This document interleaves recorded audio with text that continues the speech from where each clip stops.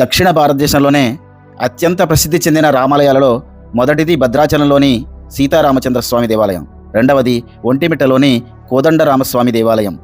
1652లోనే French యాత్రికుడు Tavernier ఆ కాలంలోనే దేశంలోనే అతిపెద్ద గోపురం ఉన్న ఆలయంగా ఒంటిమిట్ట ఆలయాన్ని ప్రస్తావించాడు. ఆంధ్రప్రదేశ్లోని కడపకు 25 కిలోమీటర్ల దూరంలో ఒంటిమిట్ట గ్రామం ఉంది. 2014 తర్వాత రెండు రాష్ట్రాలు విడిపోయిన తర్వాత తిరిగి పూర్వ వైభవాన్ని క్రమంగా సంతరించుకుంటోంది. హనుమంతుడు లేకుండా సీతారామ లక్ష్మణుల విగ్రహాలు ఒకే శిలపై ఉండడం, 32 స్తంభాలతో కూడిన రంగమండపం విజయనగర శిల్ప కళా వైభవానికి ప్రతీకగా భారత పురావస్తు శాఖ సంరక్షిత జాతీయ స్మారక కట్టడంగా గుర్తించింది. ఈ ఆలయం 14వ శతాబ్ది నుండి 17వ శతాబ్ది వరకు వివిధ దశల్లో నిర్మాణాలు జరిగినట్టు తెలుస్తోంది. ఈ ఆలయ పునరుద్ధరణలో ఆంధ్ర వాల్మీకి వావిల కొలను సుబ్బారావు గారి కృషి ప్రశంసనీయం.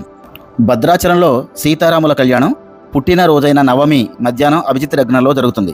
కానీ ఒంటిమిట్టలో 4 రోజుల ఆలస్యంగా చతుర్దశి రాత్రి పౌర్ణమి వెలుగుల్లో సీతారామ కళ్యాణం జరగడం విశేషం.